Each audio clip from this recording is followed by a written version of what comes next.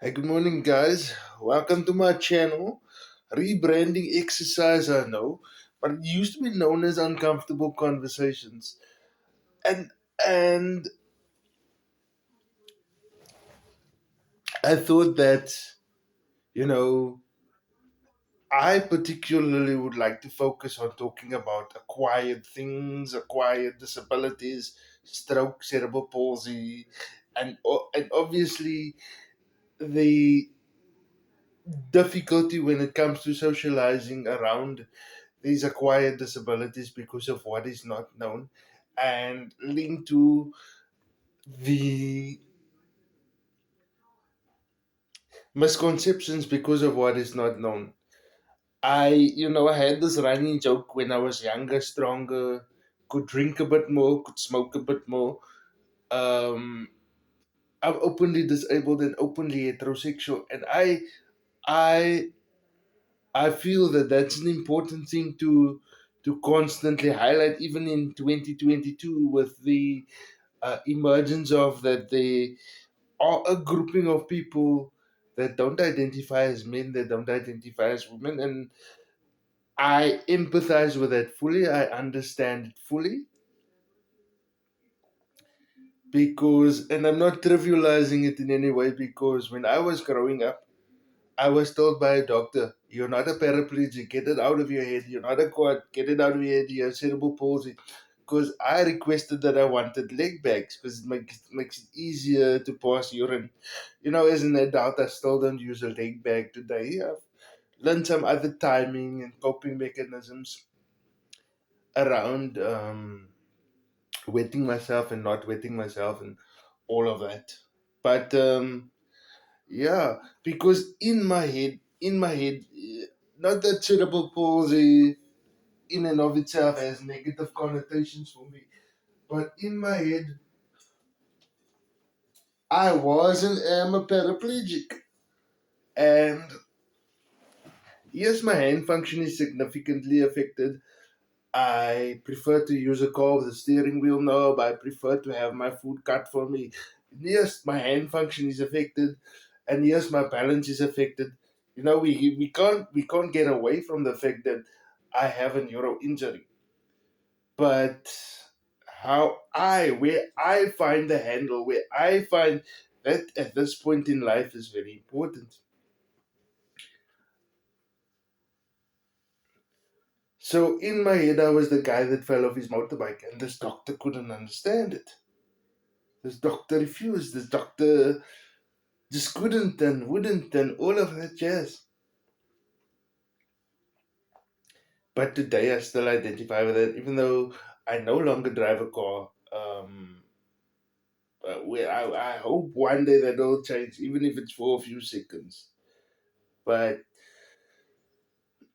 this doctor just wouldn't understand it. And because of that, that's how the doctor broke the news to people about cerebral palsy. Limited potential. Didn't talk about sex and disability. And then it could have, I'm not saying it did in my case, it could have and would have affected how that particular parent received the news and how that particular parent raised that kid. So bring on teenage years and you want to go on camping trips or sleep over at your bud's place. And then you wet yourself on a Sunday evening. Monday's cool, but you wet yourself. You either get your hiding, but at some point, your mom stops hitting you, and then you wet yourself again, and it's the school's cultural club trip, and you want to go, and then you wet yourself, and your mom's undressing you, and you're soaking wet, nigga. Uh, she screams at you, she says, and you still want to go camp? You know, and you can't fault a parent for thinking like that because they want you independent, they don't want you to be burdensome. And but what they didn't allow you to say is because when parents are disciplining, they say, "I don't want to hear it." Even if, but mom, they don't want to hear it. So what they don't know is you've already found a coping mechanism. If you're at your buddy's place and the toilet isn't accessible, you're gonna find a wall and piss against it because there's sand, there's grass. If you're in the bath, you're gonna piss in the bath. If you're gonna have a shit, shit before bath time. So whatever you don't get off with the toilet paper, goes down the shower drain or the bath or whatever the case. It's difficult in that case then because you struggle with psychological disgust, and but eventually you get used to it and you know it goes down the drain and you still smell like Nivea or Silky soap or whatever brand you want to use. Um, there was something else, but I've done a video like this before. But as Brian McKnight says, if ever I believe my work is done, I start back at one. Um, Coincidentally, I used to make that joke with girls that I was talking shit to on SMS and mix it in other chat platforms.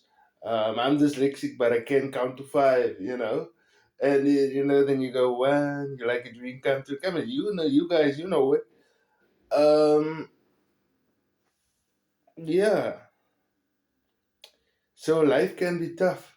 But what if you could have that uncomfortable conversation with your parents and say, yeah, I know you're nervous about me going on a camping trip and falling and driving and all, but these are the coping mechanisms that I have.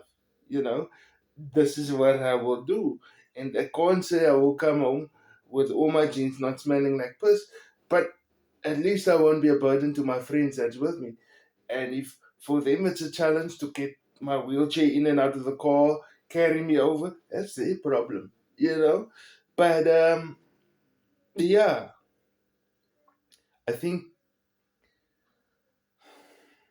it's difficult because there's such dogma around disability and parenting and growing up. It's difficult to change. And I'm almost 40 years old. But what if I could have had that uncomfortable conversation with my mother and saying, I mean, there are people that keep their children young because they have such a severe disability. So if Johnny Boy is starting to grow a beard, they don't refer to Johnny's beard, they refer to Johnny, the hair on his face, or in Afrikaans, die hare. And it gets difficult. God forbid they found the pubic hair because Johnny found a way to shave his pubes. They It's very uncomfortable for them, you know. But I think that's where I'm gonna leave it. Uncomfortable conversations has to happen because I don't know, maybe I've watched too much Law and Order, too much Chicago PD, Grey's Anatomy, but you'd often hear the lawyer say objection, and then they kept talking, and then the judge said, "Thank you for making the members of the court aware. The court is aware, and now the members of the court are aware." Even though that inflammatory statement makes people angry, they will often go back and reflect on what you said. Even though they were swearing, even though they were belligerent, they will often go back and reflect on what you said. Um, yeah, I think that's where I'm gonna leave it for now.